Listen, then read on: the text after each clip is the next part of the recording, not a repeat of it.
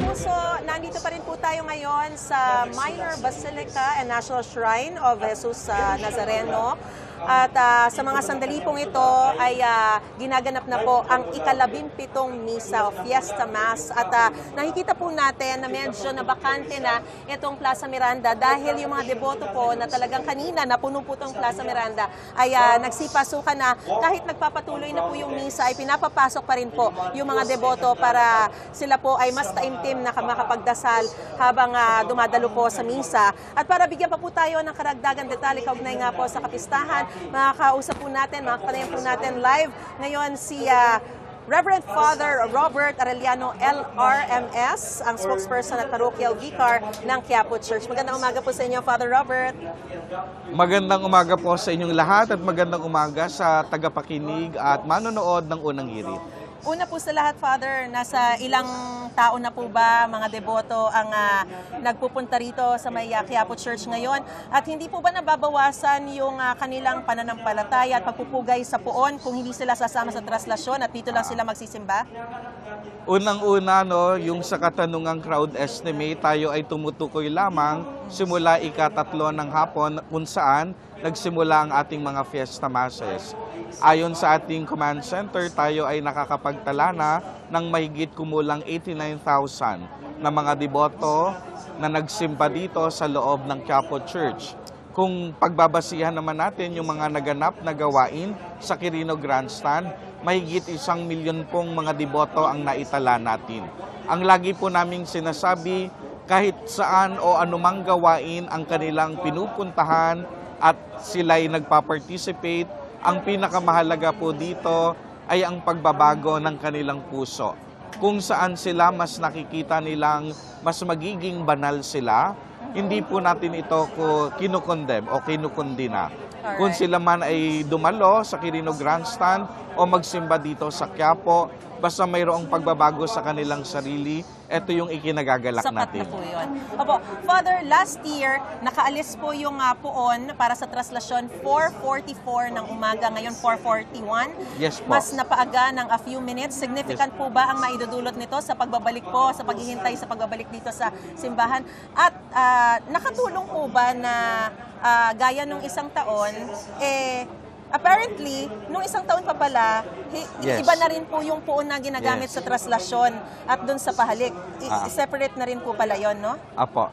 Yung unang-unang katanungan, yung difference na 3-minute gap, medyo masyadong maliit ito, no, para masabi natin na makakaapekto sa kabuoang daloy ng traslasyon o pagpoprosesyon. Sa ikalawang tanong naman, nagkaroon ng mga pagbabago talang nagganap noong isang taon pa. Kaya nga yung mga ginagawa ngayon, lagi kong tinatawag, these are just improvements and enhancement. Kasi nagsimula lang din last year na kung saan yung imahe na ginagamit natin sa pahalik ay iba sa imahe ng pinoprosesyon. Kasi nung pre-pandemic po natin, kung ano po yung ginagamit na imahe sa pahalik, ay isa itong ginagamit natin at inilalagay sa andas.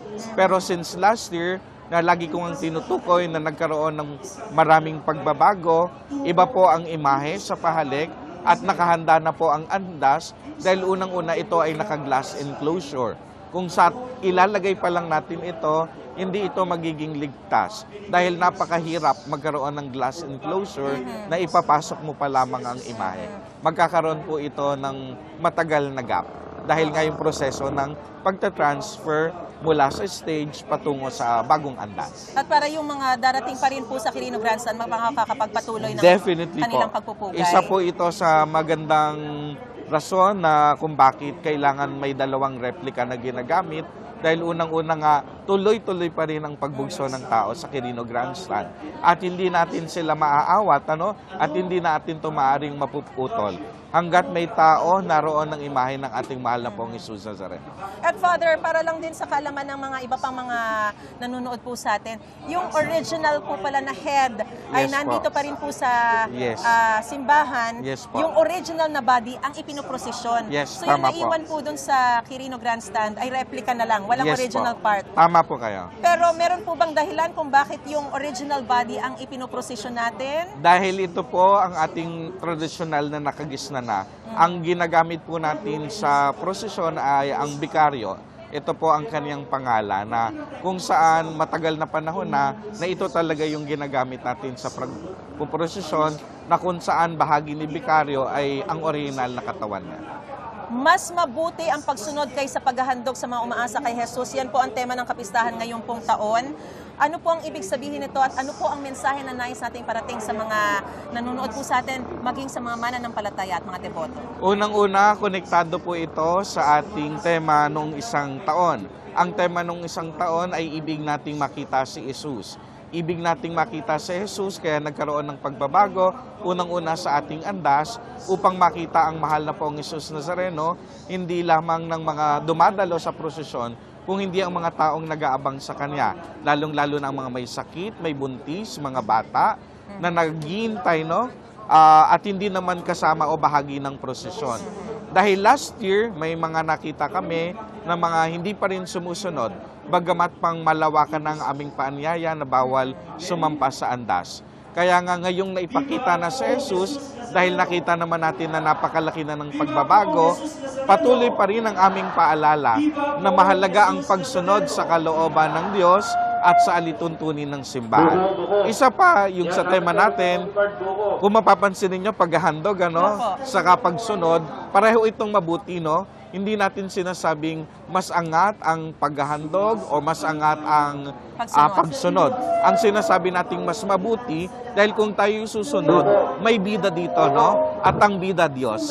Tayo ang sumusunod sa kalooban ng Diyos. Samantalang pag sinabing paghahandog, kung tayo lang on our own ang maghahandog, laging kulang at hindi sapat. At ang pinakadakilang handog ay walang iba kung hindi si Jesus mismo. Alright. Kaya napakalaga po ang patuloy na pagsunod sa ating Poong Jesus. Tama po. Maraming salamat po, Reverend Father Robert Arellano, LRMS, at spokesperson po at parochial vicar ng Quiapo Church. Magandang umaga po sa inyo. Maraming salamat po and happy fiesta sa lahat ng ating kababayan at mga kadiboto.